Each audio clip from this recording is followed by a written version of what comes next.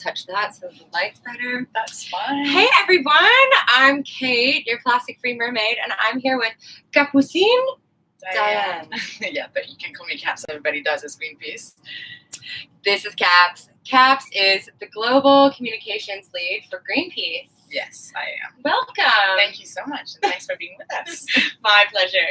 So I met Caps at the Break Free from Plastic Global Leadership Meeting in Bali last year. That's right. And now here we are on a boat traveling along the river in Germany. Down the Rhine. And Caps has been a part of this plastic monster, or the plastic campaign for Greenpeace, and it's kind of a push right now. There's a full story narrative that Greenpeace is telling to help really tell the story of plastic pollution and why the corporations are being held accountable. So you started it in the Philippines, is that right? Yes, I was in the Philippines a couple of months ago, and we had what we call our first leg with the Rainbow Warrior, and we used this part to really kind of talk about the impact of plastic pollutions in countries in Southeast Asia, and we wanted to tell the story of these countries and how they are affected by the pollution that we produced in what we call the global north. So in countries like Germany that we're going through right now,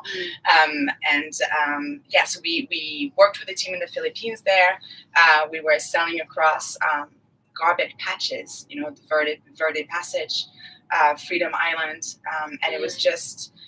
We wrote a blog. Well, I wrote a blog about it, and it's one thing to just kind of see it on pictures. And I know we've been publishing quite a few pictures about it lately, but to really be there and the smell and the communities who have to live in these conditions.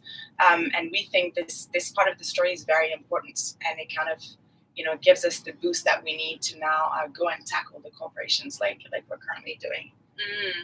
Wow. So from the Philippines to the Netherlands. That's right. And what did we do in the Netherlands? We raved with the monster. We did. Yeah, so this is kind of the second part of the story now. So, Okay. We've been talking about Southeast Asia, and now we want to go after the big guys, right? It's important that we tackle this problem at the source. So we went and danced with the monster at Unilever, had a great party there with the Dutch team. The Dutch team is leading this leg now, and we're on our way to the second big polluter, which will be the third phase of our story. So Philippines highlight the specific plastic pollution problem in Southeast Asia, in the Philippines in That's particular, just to see the devastation of the impact that plastic is having on the environment, and on countries and villages and communities in particular, and then following the trash, because it's so well labeled and branded with the corporations who produced it. You can follow them back to their headquarters, which is leg 2, going to Unilever, the headquarters in Rotterdam, where we brought the plastic monster, and we said, here, you take it back. And they said, okay, we will. We'll recycle it. And we were like, not good enough. You cannot recycle your way out of this. And then, so that's one of the top producers, and then the top producer is next. That's right. And what was interesting is that, we work with partners from Break Free from Plastic, and there was a report that just came out while we were in the Philippines that just kind of went around brown audits of cities in the Philippines, and they gave us the names of the 2 top polluters, and they happen to be, the 2 companies that we're going after at the moment. So, that's part of our narrative as well. So when people question, but why Unilever? Yeah, how do you know? How do you know? Well, we have research teams that we work closely with. We have partners organizations that also do their studies, and together we come and make those strategy after those 2 big guys. Wow. Incredible. And so what is the brand audit? So you people doing beach cleanups all over the world, and then how do they contribute to the brand audit and that sort of data system that helps us identify the top polluters? Right. So, we did one, I believe it was last October. And what we ask is offices around the world, so we have about 55 offices at Greenpeace, to go and not only do beach cleanups, because, all the pollution is going to come back the next day. Right. So it's a good, intention. Yeah. But we just don't want to see it on our beaches anymore. It has to stop. And for it to stop, when it stops, corporations to stop producing it. Right. So we ask volunteers to just go and through the brands and analyze all the brands that they see, and then we put all this data into a report. Okay. That just gave us a sense of which were the top polluters in the world, from countries to countries, and then overall globally. Right. Okay. Yeah. Wow.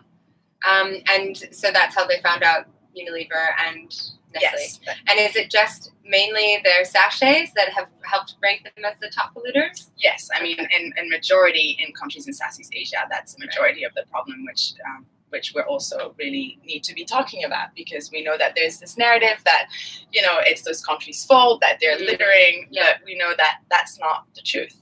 Right. And that's what Mercy said. So if you're following this conversation from the live behind-the-scenes Greenpeace day of interviews, Mercy Ferrer was talking just about that. She's from the Philippines, and she said, we get blamed for being dirty, for polluting, for being the top polluters in the world, but really, it's not our fault that these are the only options for products. So that's where the demands to Nestle are. Stop dominating the markets with your cheap plastic packaging. It doesn't have to be that way. And also, it's not our responsibility. And I see a lot of things online, where people, and those companies want you to believe that it is your responsibility, but it is them producing this plastic pollution packaging. It's their fault. It's their product. It's their problem. And they have the money to solve the issue, which is another question that comes up a lot. But Greenpeace, come up with the solution. We are happy to work towards the solution, but we don't have the big bucks. We work on donations. We don't accept money from corporations or governments. And these guys got the big bucks. So they need to be working on this now. And do you think they will? Well, we're working towards it, right? And we're going to keep hoping. And I can say that the team is doing everything they can to make sure that they do. So let's see. Ooh, exciting. Well, stay tuned, you guys, for the #PlasticMonster to watch the next phase of the Greenpeace Plastics campaign. That's it. Follow us on Greenpeace International and Greenpeace channels in general. And make your own plastic monster. Please do. Yes. And there's plenty of ways to get involved. Sign the petitions. I'll put those in the comments below. And subscribe to my channel if you haven't already to get more cool interviews with legends like Caps. Thanks so much for being with us. Yeah, my pleasure. Thanks for having me. All right. See you guys later.